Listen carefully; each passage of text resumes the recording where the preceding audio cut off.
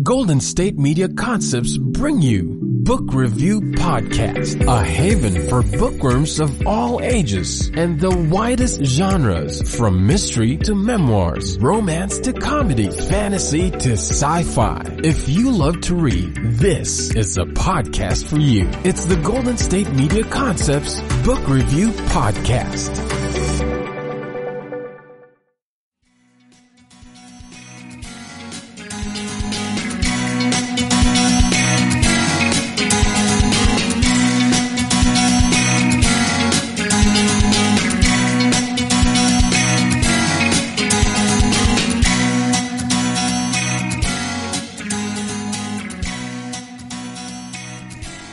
Hello and welcome to the GSMC Book Review Podcast, brought to you by the GSMC Podcast Network. I am your host, Sarah. I am so happy to be back with you.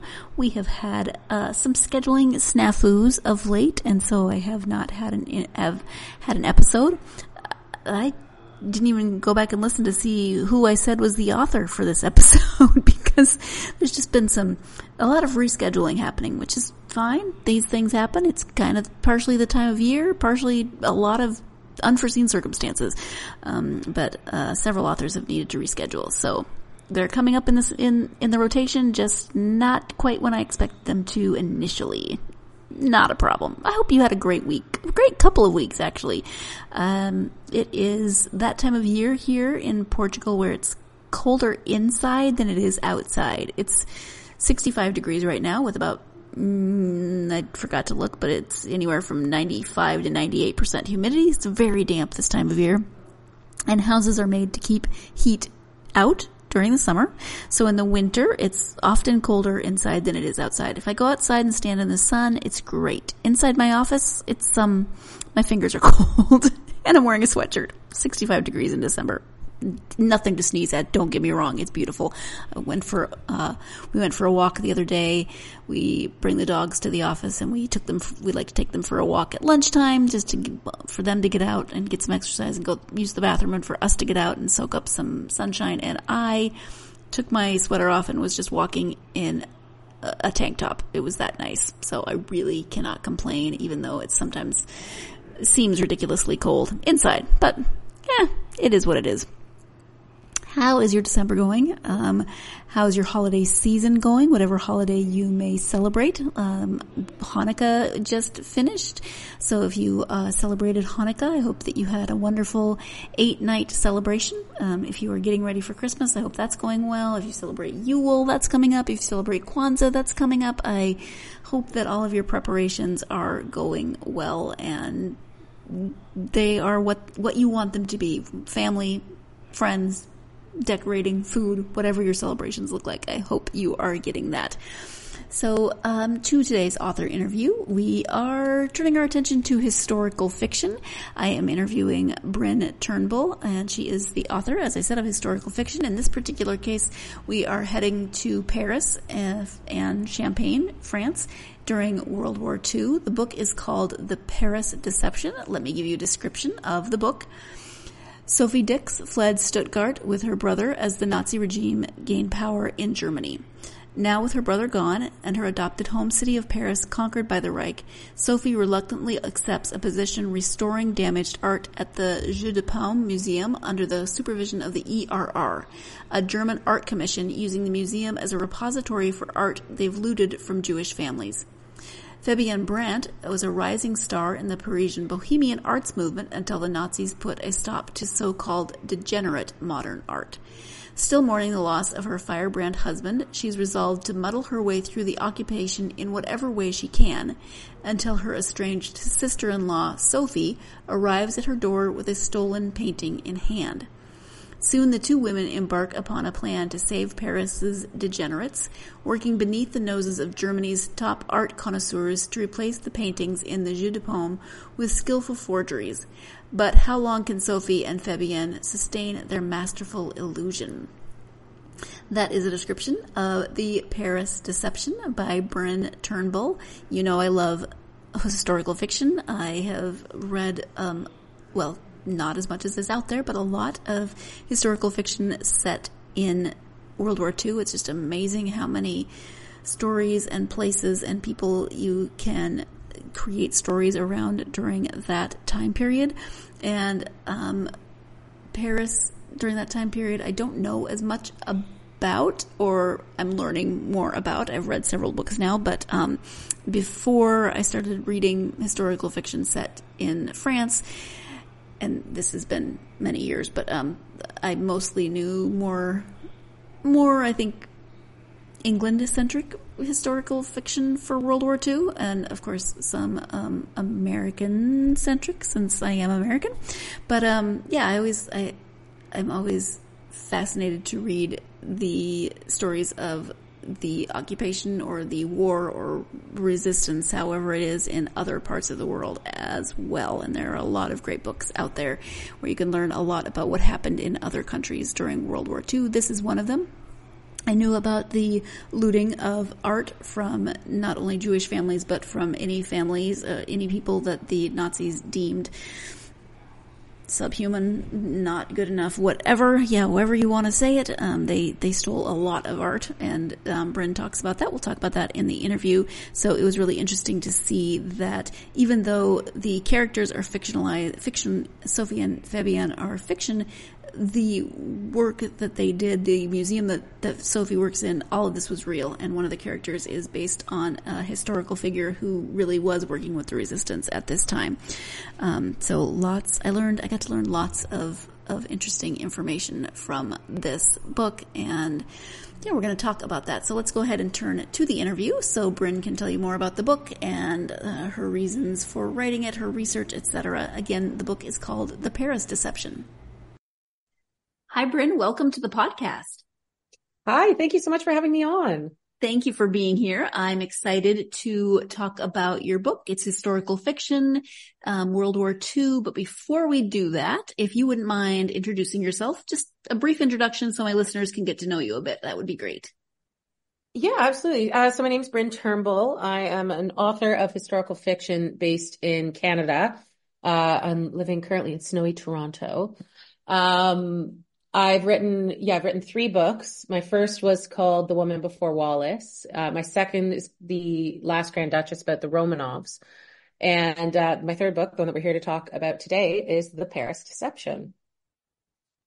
Yes, and The Paris Deception, like you said, is what we're here to talk about. World War II, Paris, a little bit of the resistance work in Paris at the time. Can you give an overview of the story? Yeah, absolutely. So The Paris Deception kind of was born out of my interest in the art world during the Second World War, and specifically what happened to the art collections of Jewish families that were murdered in the Holocaust. Now, I knew sort of bits and pieces about the art experience in the Second World War. What I didn't know is that there was a German art commission called the ERR, the Einsatz Reichsleiter Rosenberg, which was responsible for not only stealing all of these art and cultural artifacts from Jewish families all across occupied Europe. They were also responsible for essentially setting up a gallery to bring high-ranking Nazis in, and these Nazis could pick which pieces of art they liked best and send them back to adorn their own walls. So my book, The Paris Deception, takes place in this museum, which is set up as a gallery of sorts by the ERR. It deals with a young woman, Sophie, who's an art restorer who happens to work in this museum. And she realizes what is going on, and she decides to take it upon herself, along with her estranged sister-in-law, to replace these paintings with clever forgeries. You mentioned that about your interest in finding out what happened to the artwork, which is a lot of it actually is still missing to this day, which is just crazy to me to think about that. So that was kind of your initial jumping off point. But Sophie and Fabienne are fictional characters within this historical fiction world. Can you talk about kind of your inspiration for telling your story, things that actually happened, but from 2 fictional points of view? Yeah, absolutely. So, there were real life resistance operatives who worked in Paris, worked actually in this very museum the Jeu de Paume to safeguard the collections of Jewish families. But the reason I chose to focus on a fictional character, Sophie, and her sister-in-law, Fabienne, is that I wanted to take a look at a particular sort of subsection of art that was targeted by the Nazis. And it was called, in German parlance, it was called degenerate art. Entartete Kunst. And what this meant is this was art that was not representational. It was modern art. Picasso, Dali, Van Gogh, these are all artists who would have been considered degenerate by the Nazis. And they ended up just prior to the war touring an art exhibition where they'd taken all of these pieces of so-called degenerate art out of public collections across Germany. They toured it across the Reich, and then they piled it up in front of the Reichstag in Berlin and burned it all. So it seemed to me that there was a really sort of compelling parallel to sort of draw about this notion of degenerate art and, these collections of Jewish families who, are also considered in this, twisted ideology to be, to be degenerate themselves. So this was a collection that I wanted to focus on. And in order to do that, I had to kind of place a fictional character very, very close to this artwork. And that's how Sophie kind of came to be. Yeah, and it's good because you can tell that story, but you might not have as much information about the actual people that were involved in this process. So you can kind of tell the overall story, but with a little leeway. Yeah, exactly. The resistance operative who worked in the museum was named Rose Valland. And I mean, she is an absolute heroine in every single sense of the word. And initially, when I started writing the book, I toyed with the idea of using Rose as my main character. But the more I kind of started to do the research, the more I started to get into the writing, it became clear that she kind of didn't want to be the main character. She wanted to sort of have this backseat role, which kind of was an interesting thing because people did not know that she was a resistance operative. And nor does Sophie in this book, which sets up a very interesting dynamic between the two of them. We are going to take our first break of this episode, but keep Rose in mind because we are going to talk a little bit more about her when we come back. Stay tuned. You're listening to the GSMC Book Review Podcast, and I will be right back. GSMC Beauty Tips Podcast gives you advice on everything from hair to fashion to skincare products. We'll talk about the latest trends in makeup, hairstyles, and anti-aging remedies. And we'll cover all of the newest fashion trends. If you have an interest in or questions about the beauty trends that might work best for you, the Golden State Media Concepts Beauty Tips Podcast has got you covered. Download the GSMC Beauty Tips Podcast on iTunes, Stitcher, SoundCloud, Google Play, or anywhere you find podcasts. Just type GSMC in the search bar.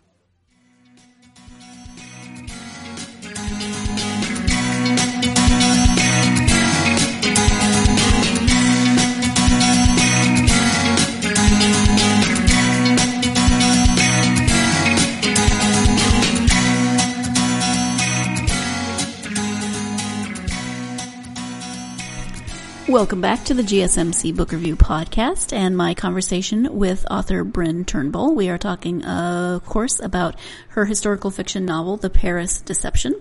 Before the break, we were talking about a character in the novel who is also a historical character named Rose, who was with the resistance during World War II. And so I said, keep that in mind because we are going to bring that back up, which we are going to now as we go back into that conversation.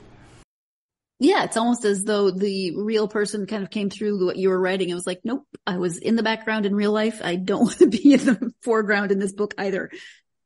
Yeah. I mean, it sounds kind of silly to say, but I find it very true. When you're writing historical characters, there comes a point where you've done all the research and you start to write and they start kind of talking back to you. And yes. They tell you what they want. They tell you how they want to be portrayed in the book. It's a very weird process. Yes, every time authors talk about their characters, telling them exactly where their arc is going, I always think that's crazy, but it happens to so many people. It has to be accurate. Yeah, it's true. Yeah. So, so those two main characters of Sophie and Fabienne, the story is told from both of their points of view. So can you talk a little bit more about them as characters and what about them is going to resonate with readers? Yeah. So Sophie is a young woman. She is actually concealing a rather important secret, which is that she is German by birth.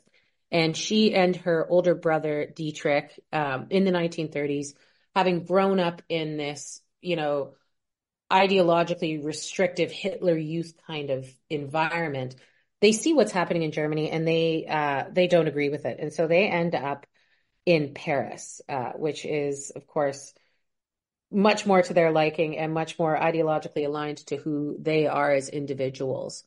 And so Sophie, when the Germans come in, she thinks that she's left this world behind her.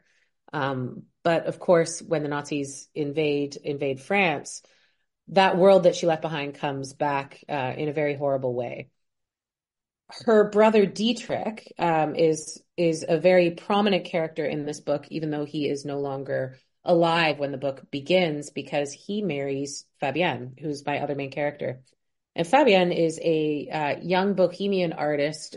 She's very much an artist in the sense of this degenerate art that the Nazis hated. And she's a young socialist firebrand who has sort of this very deep wound at her heart, which is, of course, that her husband Dietrich has passed away. He gets murdered. This is not really a spoiler or anything, but he gets murdered just prior to the Nazi invasion.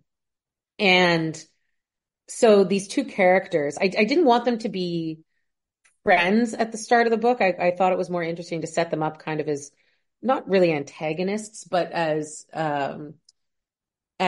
characters with a deep love, but a deep grief right at the heart of who they are. And they end up having to work together kind of by necessity and learning to trust each other again.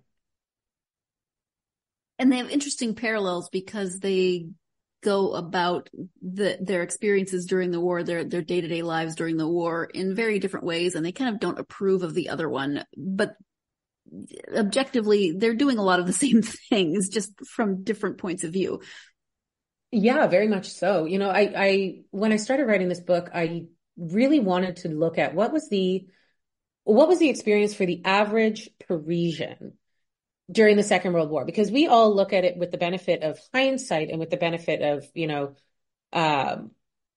history behind us. And we all say, of course we would resist. Of course we would know what we would do. Of course we would stand up from the get-go. But the reality is that isn't what happened. 90% of people in Paris just were trying to get along. And so what does that look like? What does resistance look like if you can't join the resistance, the capital R resistance operating and blowing up train lines? And, what does resistance look like on a very, very, very individual level? And so that's kind of what I wanted to see through these characters' eyes. And then also, of course, what does collaboration look like? Because there was no guarantee that the Allies were going to win the war. So how do you go along with your daily life? How do you build a daily life during an occupation where you don't know if that's ever going to end? What are the choices that you make? Absolutely. Yeah.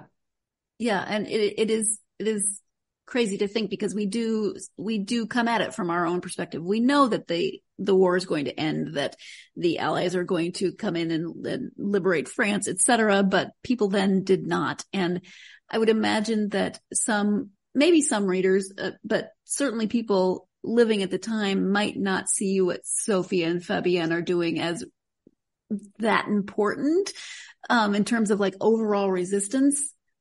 But it's A, what they know, B, what they can do, and C, actually very important in, just in that preserving of culture and art and beauty. Yeah. I mean, and as you said, sort of at the top of our conversation, this is an issue that still is ongoing today. There are still, I think the number is 100,000 works of art that were looted by the Germans in the Second World War that are still not accounted for. And these are works of art that belong to the descendants of their original owners, of these Jewish families. And so it is still very much a problem, and it's still very much an issue that is affecting the art world and the descendants of survivors, and those who perished.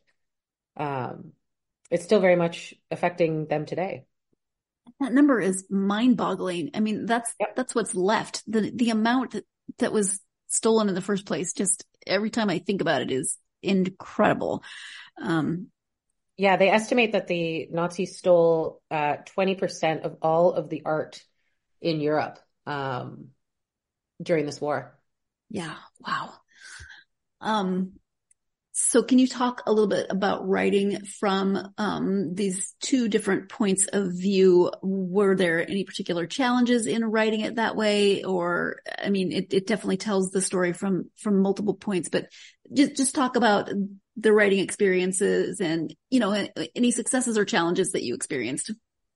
Well, this is my first book that has two main protagonists and, two narrators. So that was an interesting challenge, just in the sense of trying to kind of jump from one voice to another. I know a lot of writers who are able to write an entire book from one character's perspective and then the entire book again from the second character's perspective and then knit them together. My brain does not work that way. That is too many spinning plates. For me, I tend to write linearly. So that means jumping back and forth between each character's voices every chapter, which of course has its own challenges, because say a chapter takes sort of a few days to write, you have to think back to, okay, well, what were we talking about the last time that we caught up with Sophie? What was in her mind? What are the things that are propelling her at this particular moment in the story? So I found that very challenging, but also very rewarding, being able to kind of thread in the different experiences of different characters so intimately. Sophie and Fabienne, I look at them as two sides of the same coin. One's German, one's French, one is one is gay, one is straight, one is introverted, one is extroverted. And so to kind of be able to play with those dynamics was really, really interesting. Just in terms of, from an artistic perspective and from a creative perspective. Did you use any particular tools to help keep everything straight for yourself? Scrivener. Okay. I love Scrivener. That's my absolute favorite. Do you consider yourself more of a plotter or a pantser or a plantser? I am definitely a plotter. I think in historical fiction, I would find it very, very difficult to write historical fiction without having that sort of undergrounding of the plot there. And particularly, a book like this, which is kind of a historical thriller in a sense. I need to know all of the machinations. I need to know kind of where all the trapdoors are in the story, so to speak, in order to get it kind of to the finish line. I also find I have to do so much research ahead of time into the time and place, what's going on politically, socially, culturally, economically, what's happening in Paris and then in Champagne, which is sort of a secondary plot in the story, and then what's happening in Germany pre-war, all of these things.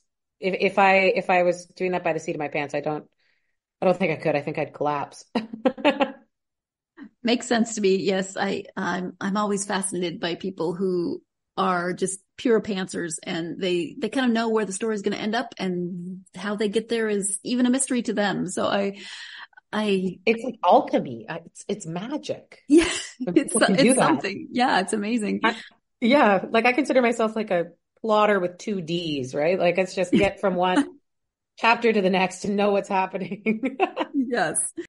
It is time for our second break of this episode. I do sometimes wonder, if I were to actually write a novel of some sort, would I be a plotter or a pantser? Would I be a plantser? I feel like I'm fascinated by pantsers because I can't imagine writing with no plan. But then I know myself, and I would start to write an outline and then I'd get sidetracked. I don't know. I think I'd be a plantser. I think I'd have good intentions, and then those intentions would just go out the window. But I don't know. I always like hearing how authors go about crafting their stories and know where it's going and how they keep track of things. So it's fascinating to me. Anyway, when we come back, we will be talking a little bit more about the characters in this story and the way Bryn develops those characters. So stay tuned. You're listening to the GSMC Book Review Podcast, and I will be right back. Tired of searching the vast jungle of podcasts? Now listen close and hear this out. There's a podcast network that covers just about everything that you've been searching. The Golden State Media Concepts Podcast Network is here. Nothing less than a podcast bliss with endless hours of podcast coverage. From news, sports, music, fashion, cooking, entertainment, fantasy, football, and so much more. So stop lurking around and go straight out to the Golden State Media Concepts Podcast Network. Guaranteed to fill that podcast itch.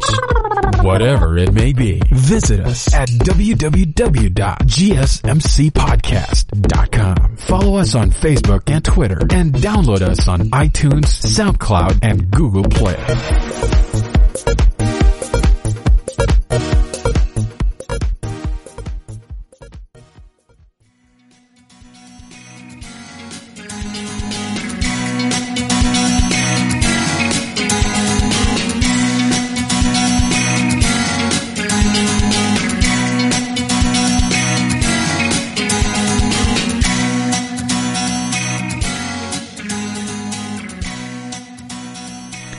Welcome back to the GSMC Book Review Podcast and my conversation with Bryn Turnbull. We are talking about her historical fiction novel, The Paris Deception. Let's return now to that conversation. So I assume then, as a plotter, you are you probably have a pretty good understanding of your characters before you start writing, but of course they can surprise you. So how much leeway do you give characters to kind of develop as you're writing? I think you always have to give characters a bit of leeway. You always kind of have to allow them the ability to grow as you write. Because I mean, human beings aren't static. We change every day. And we have to be able to kind of afford that to our characters as well, particularly when you consider the fact that most books take place kind of in a character's very heightened moment of drama, very heightened moment of, personal conflict.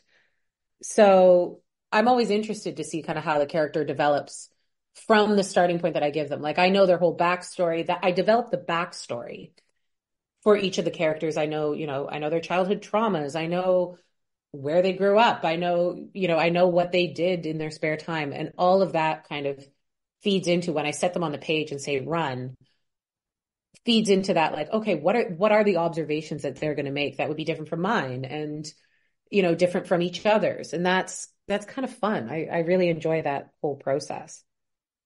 But yeah, definitely a lot of preliminary work goes into getting them to page one, I'd say. And as part of that, as well as preparing to write, historical fiction requires so much research, a fraction of which actually shows up on the page. But was there any particular research that you did that was surprising, or, just sent you down a massive rabbit hole? Talk a little bit about the research. Yeah, well, I mean, the thing that really kind of chilled me in the research process was looking into the experience of young people growing up in the 1930s in Germany, and the level of indoctrination that they endured from the time that they're 2, 3, 4 years old. Sophie and Fabienne experienced that. They're slightly older when Hitler comes to power. They're in their teens, but they get kind of drafted into, for Dietrich, the Hitler Youth, and for Sophie, the BDM, which was the female equivalent of the Hitler Youth. And just the experiences of what these people went through, and particularly young girls who were very much seen as essentially breeders for the war machine, was really very, very, very chilling. And kind of when I came across that in the research, I knew that I wanted to explore it in a certain way. I knew that I wanted to kind of look at the pain that was inflicted upon these children from a very early age. So that was definitely like a big, deep, dark kind of research period for me in writing this book. One that was a little lighter was actually the Champagne region and what happened in Champagne during the Second World War. I needed a place in the book for my characters to hide all of this art that they start stealing out of the museum. And I kind of settled on the notion of Champagne because basically I wanted to have an excuse to go do a research trip in the Champagne region. And Champagne, pardon me? I said, makes sense. I mean, of course, absolutely. Oh gosh, you have to go to the Champagne region of France to do research. I'm so sorry. Darn, the things I do for my readers, right? Yeah. But, it turns out Champagne has this unbelievably remarkable history of resistance that I really knew nothing about, and kind of being able to look into that and into the heroism of Champagne and resistance. There's a great book. It's called War and Wine by, gosh, I'm going to butcher the name, Donnie and Petey Cladstrup, I think are the names of the authors. And it goes into what happened in Champagne during the Second World War, and kind of to just be able to put like a little snippet of that on the page was a lot of fun. Yeah, I bet. It sounds like it. And earlier when you were talking about that rabbit hole of what happened in the 30s, we so often think of World War II as just that period in the 40s, when it really was a world war. It's easy to maybe not forget, but not always be as aware of everything that led up to it, and living there and experiencing that and just the amount of indoctrination that was happening is, I can imagine you would be stuck in that rabbit hole for a long time, because even the little bits that I've read and delved into are just mind blowing. Yeah. Well, I mean, fascism doesn't occur in a vacuum, right? It doesn't crop up overnight. And, there were many, many, many steps along the way for Germany that led to 1940. Absolutely. Yes. So what about historical fiction draws you to writing within that genre? Oh, well, I mean, it's always been my favorite genre to read. I absolutely love it. I love being able to learn about different time periods and about, the experiences of other people in that historical context. And I think as a writer, the thing that really draws me to it is the fact that, the historical record often leaves women out. It leaves out women, it leaves out marginalized voices, it leaves out people of color, LGBTQ characters. And so historical fiction, I really feel, is a way for us to write these people back into the record where they belonged all along. I think that's one of the reasons that historical fiction is such like a female driven genre, is because, for the vast majority of recorded history, certainly in the Western world, the victors wrote the record, and those victors were always men. So women's stories have not been really kind of given their due. So being able to kind of go in and find these stories and sort of share an experience of what these women in the past might have, how they might have lived, I think is just such a privilege to be able to do that. Yeah. And I've talked to so many people who think that I've always loved history. I've always loved historical fiction. I was a history major in college, but I talked to so many people who think that history is just so boring. And on the one hand, I get it. There's some really terrible texts out there that are just dry, but I think that's where historical fiction can really help, because it's written in such a way that you are still learning about a period, and you're learning about the people in that period, not just dates and not wars. Just white men. Yeah, exactly. So what are you working on currently? Yeah, I am on tenterhooks because I'm supposed to be getting my edits back in the next couple of days. My next book actually goes into Germany in the post-war period. It's called The Berlin Apartment. It's coming out next autumn. And it's about a young couple who get engaged in August 1961 in Berlin, and they spend 2 nights apart, and on those 2 nights that they're apart, the Berlin Wall goes up between them. And so of the premise of the book is it's about this couple. They're meant to be together. They are, destined for each other. But what happens when circumstance and politics and sort of just living in this vast historical moment keeps you apart for decades. Yeah, so really, really fun. It's, you know, story of love and betrayal, and yeah, I love the story. I fell so in love with the characters while I was writing them. Only a historical fiction writer could describe what you just described, separated for decades, and then say, really, really fun. I love that. Yeah. Because like you think about it, and you know, now we have so many ways to communicate with each other. We have so many ways to keep in, but it was very hard. You'd be living a block apart. Like it's, you know, it's putting a wall up down Wall Street in New York, right? And you don't have phones. You can't, you know, you can't communicate across the wall the way that we do now. And I mean, this is all very much living memory, which is just wild to think about. Yeah. And even without a wall between us, people did not travel, you know, 15 minutes away. And you might not see those people for 5 to 10 years at a time.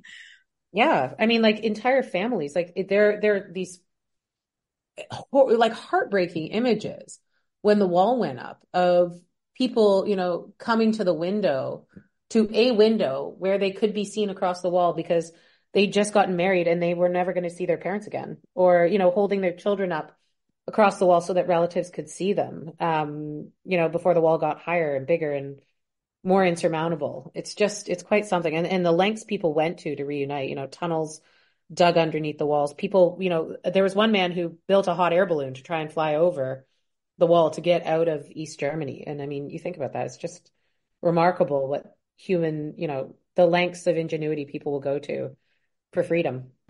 It is time for our final break of this episode. When we come back, Bryn will be talking about the first 2 historical fiction novels she wrote. So stay tuned. You're listening to the GSMC Book Review Podcast, and I will be right back.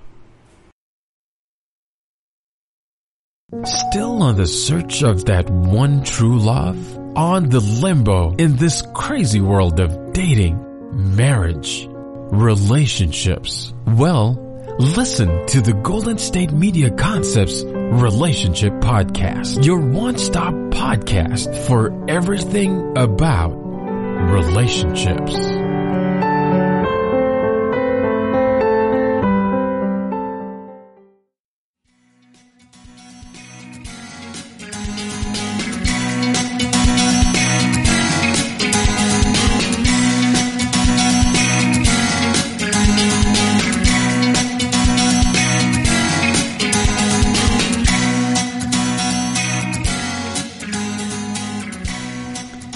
Welcome back to the GSMC Book Review Podcast and the conclusion of my interview with Bryn Turnbull. Before the break, Bryn was talking about the new book that she is working on, and part of that story involves the fact that a couple gets married, and then before they can begin their life together, the Berlin Wall goes up, separating them. And so just wanted to remind you of that conversation because we are picking it up here in the next comment. Let's return to that interview. It's also crazy because I remember when the wall came down. But my nieces were never alive in that. They didn't exist in their lifetime. So it's fast. That's why I love historical fiction and just everything that goes into learning about those different time periods. Yeah, me too. I love it. Any historical book, any historical time period. Third historical fiction novel. Do you want to talk about the first 2 at all?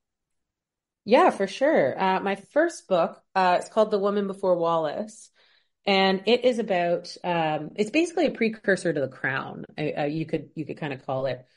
It's about a woman. Her name was Thelma Furness. True story. She was mistress to Edward VIII, the Prince of Wales, as he was back then, in the 1930s. And she had a very good friend named Wallace Simpson. And the reason Edward and Wallace got together, and the reason the abdication crisis happened, and the reason that Elizabeth II ascended to the throne is all because Thelma had to leave Edward for a period of about 6 weeks in the early 1930s. She takes Wallace Simpson out for lunch to the Ritz Hotel and tells her Edward's going to be very lonely without me. Will you look after him while I'm gone? And she comes back, and Wallace has done a bit too good of a job looking after Edward. So, yeah. So, I mean, you know, I loved this character in this story. Thelma not only was involved with British royalty through Edward, but also she was very, very close to American royalty, so to speak, because her twin sister, Gloria, married into the Vanderbilt family. And the reason Thelma had to leave Edward in 1934 was because her sister Gloria was being dragged through the courts in kind of the first big celebrity court case in history, which was known as the matter of Vanderbilt, over her daughter, little Gloria Vanderbilt, you know, known now as the artist and the fashion designer. And so Thelma had to go and support her sister in this custody battle. And so I couldn't believe this character. She was so interesting. She was kind of adjacent to all of these major historical moments. And she kind of had only ever really been seen as a footnote. So yeah, that's book one. That's The Woman Before Wallace. And then my second novel, The Last Grand Duchess, is about the fall of the Romanov dynasty as experienced and as witnessed through the eyes of Nicholas and Alexander's eldest daughter, Olga. And Olga was a young woman. She was 23 years old when she was murdered in 1918.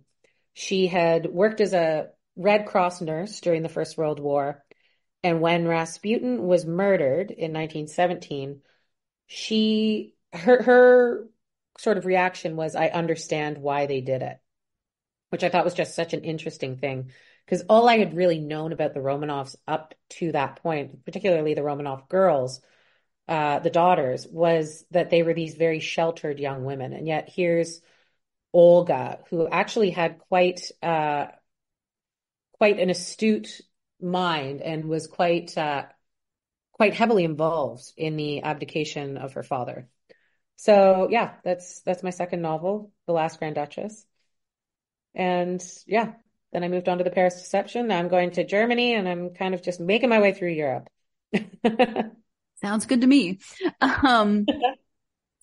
In terms of writing for publication, is that something that you always wanted to do? Did you come to that decision later in life? How did that look for you? Oh, I tried very hard not to. I resisted the call to write for publication for quite some time. I didn't see it as a viable career option. And, you know, it's a very lonely and often soul crushing, experience. But what ended up happening, I worked in communications. I kind of pushed against writing for anybody other than myself for a long time until I came across Thelma, and I came across her story, and I kind of couldn't get her out of my head. It got to the point where I would be at my office, at my comms job, thinking about Thelma more than I was thinking about like the work that I was being paid to do there. So that for me was kind of a sign. And I left that job. I ended up going and doing a degree in creative writing at the University of St. Andrews, thinking to myself, even if it doesn't work out, even if I don't get published, I'll have something to show for it on my resume when I go back to the corporate world. And yeah, it kind of has just snowballed from there. I've had, I won't pretend that I haven't worked hard. I have worked hard, but I've had a very lucky, career trajectory, I would say. I feel very fortunate to have had the experiences that I've had as an author. I love that it was Thelma that brought you there because, again, she's not very well known, but she's so very interconnected, and she brought you to the publishing world. So one more thing. Perfect. Opening another door. That's my Thelma. Absolutely. From your experience, do you have advice for someone thinking they might want to write historical fiction? Yeah, absolutely. I mean, one thing is take all of the notes, like do not just put it all in your head and leave it there. Take all of the notes on all of your sources, on all of your research, because the number of times where I've had to go back into the annals of my dusty little brain and think, where was that one little piece of information, is just the absolute worst. So I would say, like, copious notes. Do the research, because you're never going to get it 100% right. There's no such thing as 100% right in any work of art.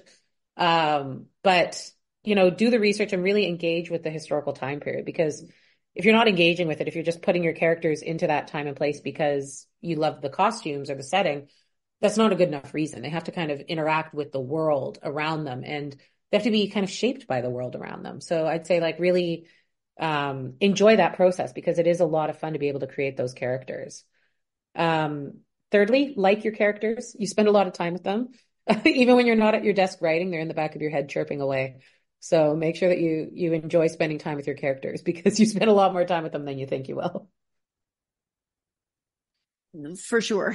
Yeah, if you don't like them, probably your readers won't either. Yep. You mentioned that historical fiction is one of your favorite genres to read. Other favorite genres and favorite authors when you're reading just for you? Oh, when I'm reading just for me, well, I love, Kate Quinn, of course, my absolute favorite historical fiction author. She's just absolutely wonderful. I've read, I just finished Maggie O'Farrell's Hamnet, which I thought was a really, really interesting work, again, of historical fiction. When I'm not reading historical fiction, I love Neil Gaiman. He's one of my favorite authors of all time. I have read pretty much everything he's ever written. And I love that he writes across genres, which is really, really, really fun. And then in terms of wonderful, luscious beach reads that you can really sink your teeth into, Carly Fortune is just at the absolute top of her game. Her most recent novel was just thrilling, so much fun. Yeah. All right. Thank you. Those are my top at the moment. Appreciate it. How about internet presence, website, and any social media where people can find you in case they want to learn more about you or interact a little bit? Yeah, absolutely. So I'm most active on Instagram. My handle is Bryn Turnbull Writes. You can also find me on my website, brynturnbull.com. I find, because I love doing the research so much, my website has kind of a whole bunch of sort of research and historical portals on it into the different books and into the different kind of characters and timelines and everything, because I need to put it somewhere, and I'm lucky enough to have a website where I can do all that. Yeah, I'd say those are the main ones. I am also on Facebook. I do update Facebook. That's Bryn Turnbull Author. And yeah, the other one's not quite so much. Those are my mains. Okay, perfect. Well, Bryn, we've talked about a few different things during our time together, but is there anything that we haven't touched on that you were hoping to highlight?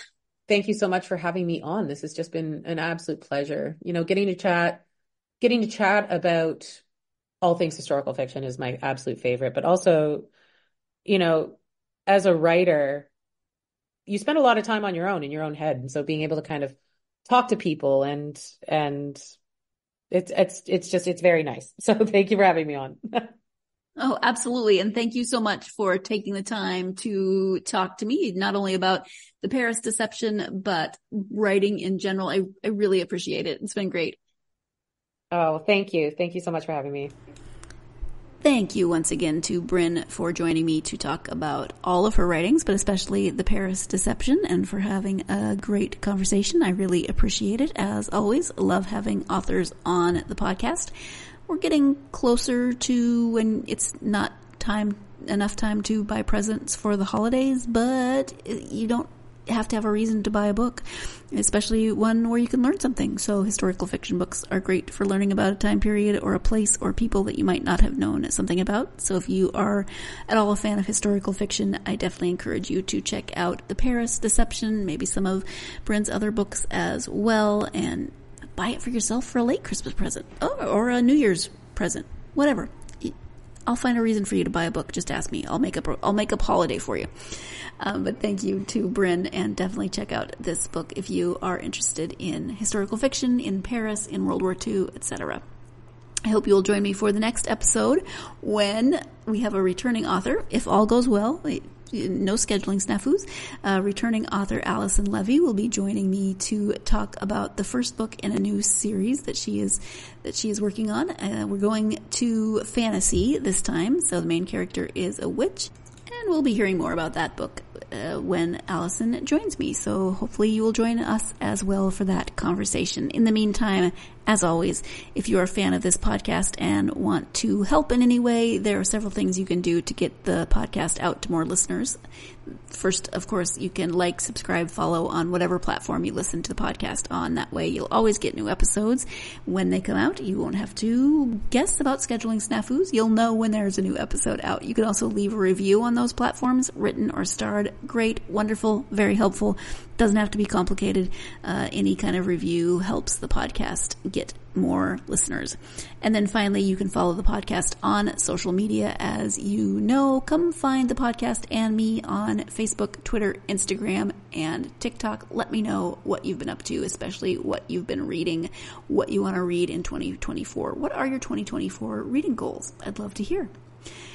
As always, I hope you've had a wonderful week, and as always, I hope that week has given you plenty of time, even in this busy holiday season, to get yourself lost in a good book. Thank you. You've been listening to the Golden State Media Concepts Book Review Podcast, part of the Golden State Media Concepts Podcast Network. You can find this show and others like it at www.gsmcpodcast.com. Download our podcast on iTunes, Stitcher, SoundCloud, and Google Play. Just type in GSMC to find all the shows from the Golden State Media Concepts Podcast Network, from movies to music, from sports to entertainment, and even weird news. You can also follow us on Twitter and on Facebook. Thank you, and we hope you have enjoyed today's program.